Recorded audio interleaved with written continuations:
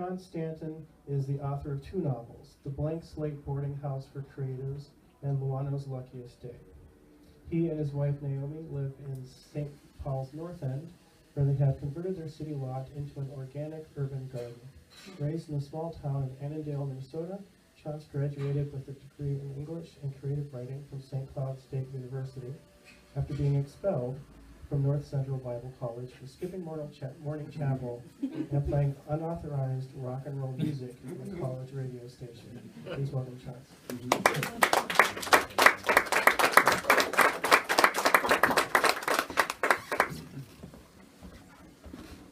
Good afternoon.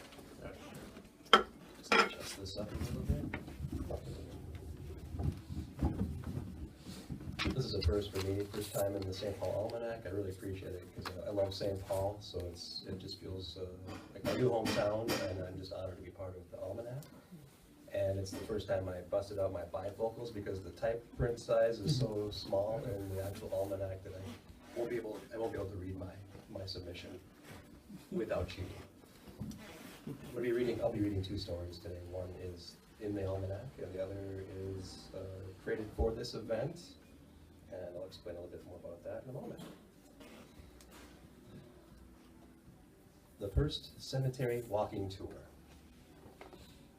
As autumn leaves burned gold in fire-red holes in the clear morning sky, a small herd of couples eavesdropped on one another's conversations in front of the bigger-than-life headstones of the Alexander Ramsey family.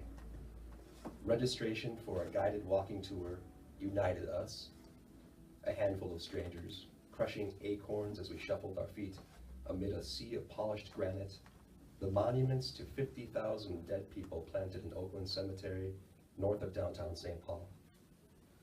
A woman wearing wool mittens, a blue windbreaker, and a knit cotton cap introduced herself as our guide.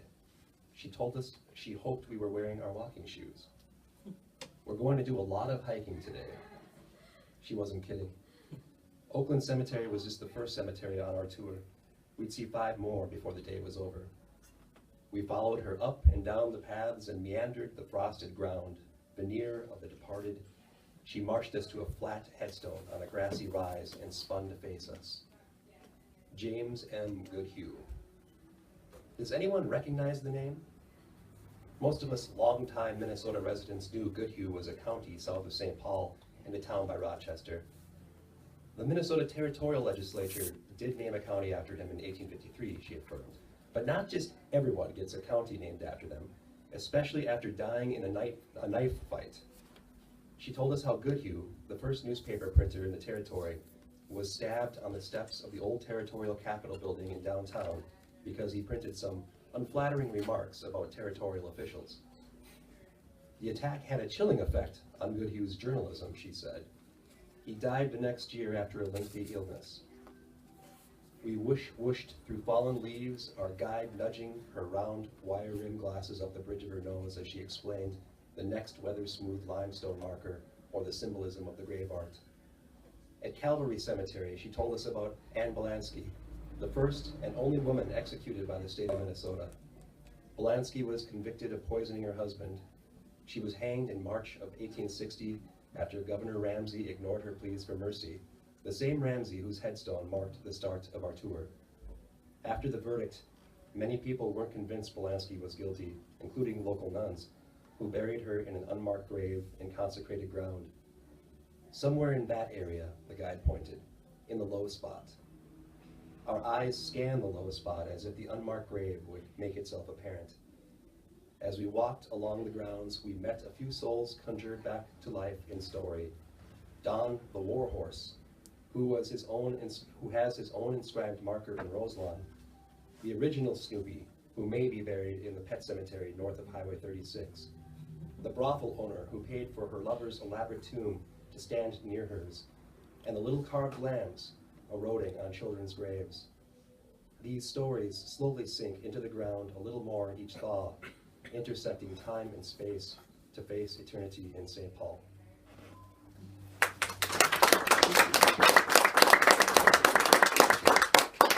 Second story also takes place in the cemetery. We live in the north end, right near Oakland Cemetery in so we often find ourselves walking through there. But I hope not to give the impression I'm morbidly obsessed with the cemetery, but I do enjoy them. I'm going to be reading part 1 of this story, Glidden's poem, today. And if you're interested, I do have copies of part 2, so you can finish this weird night. This is based on actual events. Although I changed the name of my wife in this story, so no one will know it's her. Glidden's poem. This happened in St. Paul, and the story is true. However, I have changed the names of the persons involved. Taken on their own, each of the events of that Halloween may seem like only odd occurrences, easily explained away. But when taken together, they still leave me wondering to this day. I saw Glidden only once more after that Halloween, by chance, while grocery shopping. "Hey," he greeted me like the normal Glidden. "Long time no see," he said, as if nothing had happened.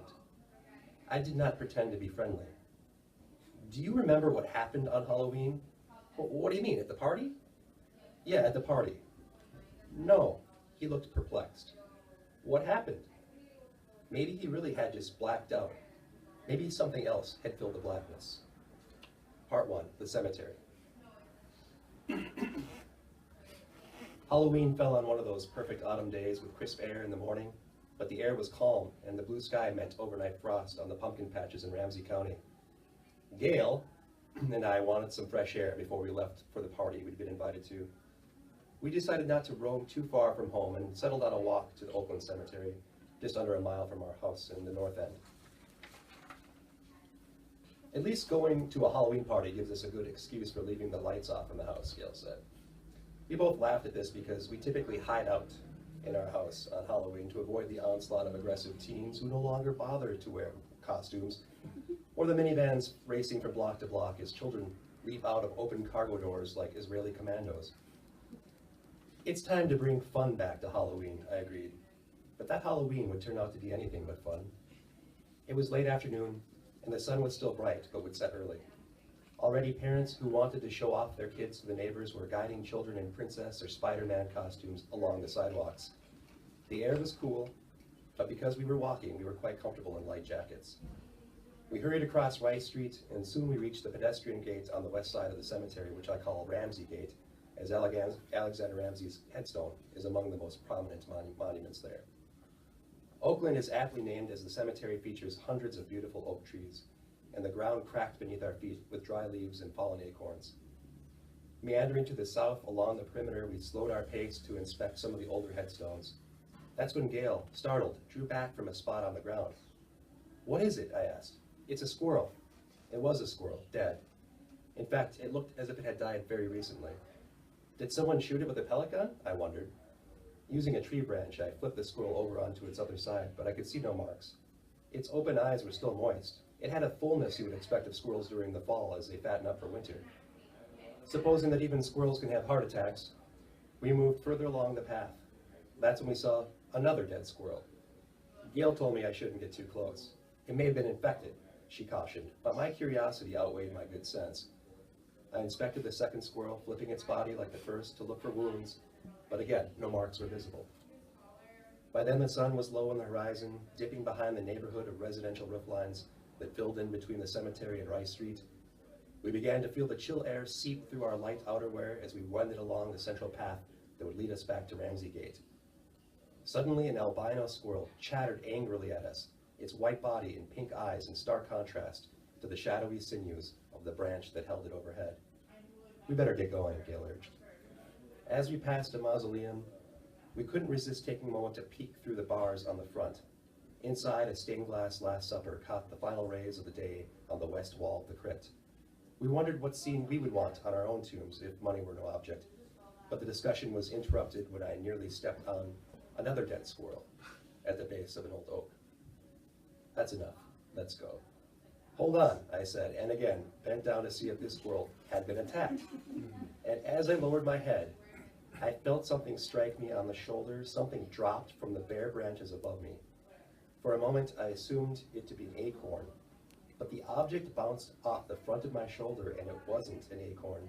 It was a bone, short, like part of a human finger.